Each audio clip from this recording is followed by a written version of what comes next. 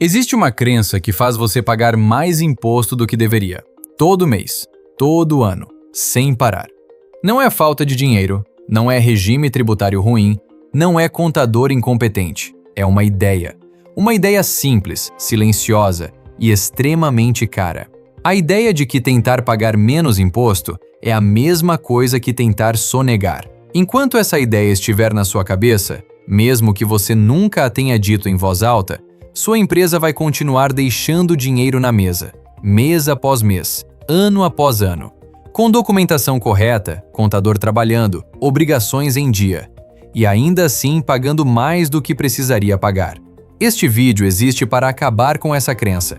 Nos próximos minutos, você vai entender exatamente onde essa ideia nasceu, por que ela é falsa e o que o sistema tributário brasileiro realmente permite, de forma legal, documentada e sem risco de autuação. Você vai conhecer as ferramentas que empresas do mesmo tamanho que a sua usam hoje para pagar o que é certo. Não um centavo a menos do que devem, mas também não um centavo a mais. E ao final, você vai sair daqui com uma perspectiva diferente sobre algo que provavelmente estava te custando mais do que você imagina. Vamos começar pelo começo, pelo lugar onde essa confusão foi criada e por que ela se instalou de forma tão profunda na cabeça do empresário brasileiro. Você já se pegou pensando, quero pagar menos imposto, mas não quero problema? Se sim, você não está sozinho. Esse pensamento é quase universal entre donos de empresa no Brasil. É uma das frases mais honestas que um empresário pode dizer, e também uma das mais reveladoras. Porque a segunda parte da frase diz tudo, mas não quero problema. O que isso significa na prática é que você associa pagar menos a ter problema. E se você associa os dois, nunca vai buscar o primeiro com tranquilidade. A pergunta é, de onde vem essa associação? Parte dela vem da cultura. O Brasil tem décadas de casos emblemáticos na mídia. Empresários presos por sonegação, escândalos fiscais, empresas autuadas com multas milionárias. Essas histórias ficam. Elas constroem um imaginário de que mexer no imposto é terra minada. Parte vem do próprio ambiente de negócios. Em reunião de sócios, em almoço com outros empresários, o imposto aparece sempre como queixa coletiva. Pago muito, mas é assim mesmo. O que vou fazer? Há uma resignação de grupo que normaliza o sofrimento e desestimula a ação. E parte vem de um lugar onde você talvez não esperasse, do próprio serviço contábil. Não por má fé, mas porque o contador médio brasileiro foi treinado para cumprir obrigações, não para otimizar. Ele garante que você paga o que é cobrado. Raramente para perguntar, mas você precisa ser cobrado esse valor? O resultado é um empresário que sabe que paga muito, suspeita que paga mais do que deveria, mas nunca agiu porque nunca teve ninguém que explicasse, com clareza, onde termina o legal e onde começa o problema. Essa lacuna tem um custo real, em reais, que sai do caixa da sua empresa todo mês. Mas antes de falar sobre o que é legal, é preciso falar sobre o que não é. Porque a confusão entre os dois é exatamente o que mantém a maioria dos empresários paralisada, e entender a diferença é o que vai te libertar dela. Tem uma fronteira no mundo tributário, e ela é mais clara do que parece. De um lado, planejamento tributário. Do outro, sonegação. Os dois reduzem o que você paga, mas o mecanismo e o risco são completamente diferentes. A sonegação acontece depois. Você vendeu, prestou o serviço, gerou a receita, e aí esconde. Omite nota fiscal, subdeclara faturamento, registra despesa que não existiu. Em todos os casos, o fato já aconteceu e você está escondendo da Receita Federal. Isso é crime. Multas de 75% a 150% do valor devido. Responsabilização penal dos sócios. Risco real e concreto. O planejamento tributário acontece antes. Você analisa como sua empresa opera, como gera receita, qual é a sua margem, qual é a sua folha de pagamento e escolhe, dentro das opções que a lei oferece, a estrutura que gera menos imposto. O fato ainda não aconteceu. Você está escolhendo o caminho legal mais eficiente antes de percorrê-lo. A diferença não é de grau, é de natureza. Vamos tornar isso concreto. Uma empresa de serviços com faturamento de R$ 2 milhões por ano está no Simples Nacional, pagando alíquota de 15,5% sobre a receita bruta. O dono nunca questionou, o contador nunca sugeriu outra coisa. Todo mês, a guia chega e é paga. O que ninguém parou para calcular é que, com a margem de lucro dessa empresa, 35%, o lucro presumido geraria uma carga tributária de aproximadamente 11,3% sobre o faturamento. A diferença é de 4,2 pontos percentuais. Em R$ 2 milhões por ano, isso equivale a R$ 84 mil por ano, todo ano, pagos a mais, de forma completamente legal, simplesmente porque ninguém fez a conta. Isso não é sonegação, é o oposto. É dinheiro que saiu da empresa porque ninguém exerceu o direito legal de escolher o regime mais adequado. E aqui está o ponto que a maioria dos empresários nunca ouviu dito dessa forma. O sistema tributário brasileiro foi construído com opções, regimes diferentes, tratamentos diferentes para tipos diferentes de empresa, incentivos setoriais, deduções previstas em lei, créditos que podem ser aproveitados. Nada disso é uma brecha. Nada disso é um jeitinho. São ferramentas criadas pelo próprio legislador para que empresas de perfis diferentes paguem de formas diferentes. Usar essas ferramentas não é contornar o sistema, é usar o sistema como ele foi desenhado para ser usado. Então, na prática, o que são essas ferramentas? O que o sistema realmente permite? Vamos percorrer as principais. A escolha do regime tributário. Esta é a decisão de maior impacto na carga tributária de uma empresa e também a mais negligenciada. Simples Nacional, lucro presumido e lucro real não são apenas nomes. São sistemas de apuração completamente diferentes, com alíquotas, bases de cálculo e obrigações distintas. A escolha certa depende do faturamento, da margem, do tipo de atividade, da folha de pagamento e de uma série de variáveis que mudam ao longo do tempo. Uma empresa que cresceu nos últimos 3 anos pode estar no Simples Nacional por inércia e pagando mais do que pagaria no presumido. Ou pode estar no presumido com margem muito baixa, quando o lucro real, apurando o imposto sobre o lucro real da empresa, seria mais vantajoso. O regime é revisável. A cada início de ano existe uma janela de opção, e mudar de regime dentro das regras legais não acende nenhum alerta na Receita Federal.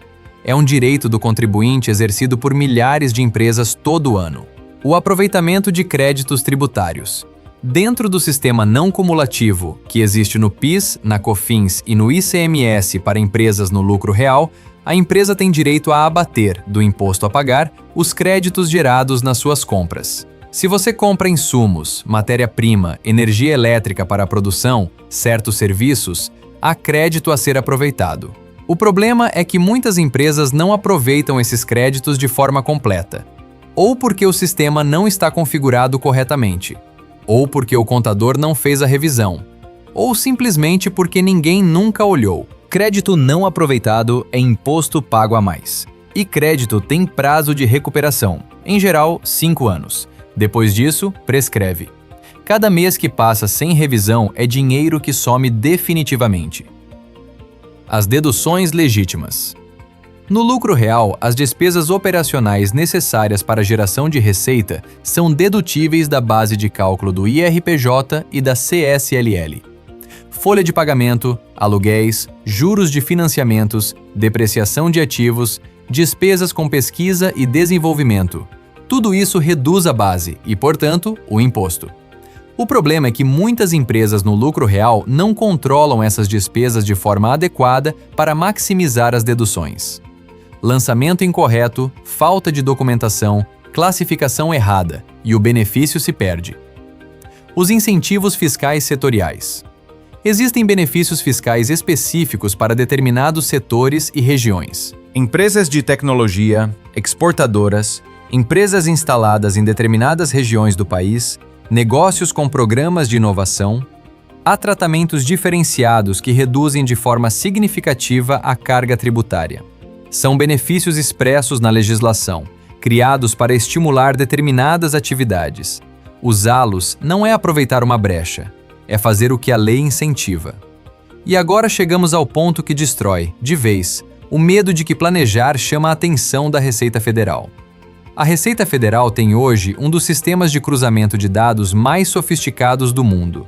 SPED, NFE, E-Social, EFD Contribuições, DIRF. Tudo integrado, tudo cruzado, praticamente em tempo real. A Receita sabe antes de você quando há inconsistência entre o que foi declarado e o que foi efetivamente movimentado. O que ela monitora não é quem paga menos. O que ela monitora é quem declara uma coisa e faz outra. Omissão, divergência, inconsistência entre documentos fiscais e declarações. Quem faz planejamento tributário de forma correta, escolhendo o regime dentro das regras, aproveitando os créditos previstos em lei, documentando cada decisão, não está se escondendo de nada. Está operando exatamente dentro do que a lei permite. E essa operação transparente é, na prática, o que gera menor risco de autuação. O jogo tributário tem regras, e quem conhece as regras joga melhor e com mais segurança. Quem está em risco real não é quem planeja, é quem paga errado sem saber, acumula inconsistências sem perceber e não tem estrutura para responder quando a Receita cruzar os dados. Custo real de não planejar em reais. Vamos ser diretos sobre o que está em jogo. Uma empresa de médio porte no regime errado pode estar pagando entre 40 e 80 mil reais a mais por ano do que precisaria. Em 5 anos, são 200 a 400 mil reais que saíram do caixa sem necessidade. Créditos tributários não aproveitados nos últimos 5 anos podem representar, dependendo do setor e do volume de compras, valores significativos, em muitos casos, dezenas de milhares de reais que ainda podem ser recuperados antes que o prazo prescricional encerre. E com a reforma tributária em transição ativa, IBS e CBS começando a ser destacados nas notas fiscais em 2026, PIS e COFINS com prazo de extinção no final de 2026, empresas que não revisarem suas estruturas agora vão enfrentar uma mudança de sistema sem planejamento. O custo dessa despreparação vai aparecer nos próximos anos, quando a nova sistemática de créditos for plena e quem não se adaptou ficar para trás. Cada mês sem planejamento é um mês de dinheiro sobrando na mesa. Este vídeo entrega o diagnóstico, a compreensão do que é legal, o que é possível e o que está em jogo. Mas traduzir isso para a realidade específica da sua empresa é outro passo. Qual regime é mais adequado para o seu faturamento e a sua margem? Existem créditos não aproveitados nos últimos 5 anos? Sua estrutura está preparada para a transição da reforma tributária? Essas perguntas têm respostas, mas as respostas dependem dos números da sua empresa, não de uma regra geral. Se você quer saber onde a sua empresa está agora, o link na descrição leva para um diagnóstico gratuito. É uma análise de 30 a 45 minutos, sem compromisso. Você sai sabendo em que situação está e o que pode ser feito. O próximo passo é esse. Vamos sair da teoria e falar sobre o que, concretamente, um processo de planejamento tributário envolve. Não como um manual completo, mas como um mapa que te permite entender o que precisa acontecer, fazer as perguntas certas e saber se isso está sendo feito na sua empresa. Passo 1. Diagnóstico. Antes de qualquer decisão, é preciso saber onde você está. Isso significa mapear. Qual é o faturamento atual e a projeção para os próximos 12 meses? Qual é a margem de lucro real da empresa? Qual é o peso da folha de pagamento sobre o faturamento? Qual é a composição das despesas? Qual é a atividade principal? E ela tem tratamento tributário diferenciado? Com esses dados em mãos, é possível fazer a análise comparativa entre os regimes disponíveis e calcular em reais o que cada opção representa para o caixa. Uma pergunta simples para fazer ao seu contador agora. Nos últimos 12 meses, foi feita uma simulação comparativa entre o Simples Nacional, o lucro presumido e o lucro real para a minha empresa? Se a resposta for não, ou se a resposta for incerta, você já sabe que há trabalho a ser feito. Passo 2. Simulação e decisão. Com o diagnóstico feito, vem a simulação. Não apenas qual regime é mais barato hoje, mas qual regime é mais adequado considerando a trajetória da empresa nos próximos anos. Uma empresa em crescimento acelerado que está prestes a ultrapassar o limite do simples precisa planejar a transição antes de ser forçada a ela. Uma empresa com margem caindo pode se beneficiar do lucro real justamente quando o presumido começa a onerar mais. Essa análise não é estática. Ela precisa ser revisitada. A situação da empresa muda, a legislação muda, e em 2026 está mudando de forma significativa. O que foi decidido 3 anos atrás pode não ser mais o ideal hoje. Passo 3. Execução e monitoramento. Planejamento tributário não é uma decisão única, é um processo contínuo. Envolve garantir que os créditos estejam sendo aproveitados corretamente todo mês, que as deduções estejam sendo lançadas da forma certa, que a escrituração esteja consistente com o que foi declarado, e que qualquer mudança no perfil da empresa seja refletida na estratégia tributária. Isso não é o que o contador médio faz por padrão. O contador médio cumpre obrigações, emite, declara, recolhe. Planejamento tributário ativo é uma camada adicional que precisa ser explicitamente solicitada e acompanhada. A boa notícia é que agora você sabe o que perguntar. E saber o que perguntar já muda o jogo. Você chegou aqui com uma crença. A crença de que querer pagar menos imposto é de alguma forma suspeito. Que tentar economizar é caminhar em direção a um risco que é melhor evitar. Que o melhor a fazer é pagar o que é cobrado e não mexer no que está quieto. Agora você sabe que essa crença tem um custo e que esse custo é medido em reais. O sistema tributário brasileiro, com toda a sua complexidade, foi construído com opções. Regimes diferentes para perfis diferentes, créditos que podem ser aproveitados, deduções que existem para ser usadas, incentivos criados pelo próprio legislador para determinadas atividades. Essas ferramentas não são brechas, são o sistema funcionando como foi projetado para funcionar. Usar essas ferramentas não é sonegar. Sonegação é esconder o que já aconteceu. Planejamento é escolher o melhor caminho antes de percorrê-lo. A diferença não poderia ser mais clara e mais importante. A Receita Federal não persegue quem paga menos dentro da lei. Ela persegue quem declara uma coisa e faz outra. Quem tem inconsistência entre documentos. Quem omite. Quem simula. Quem faz planejamento correto, com documentação adequada, está mais protegido, não mais exposto. Você não estava sendo cauteloso ao não agir. Estava sendo prejudicado por uma crença que ninguém teve o cuidado de desfazer.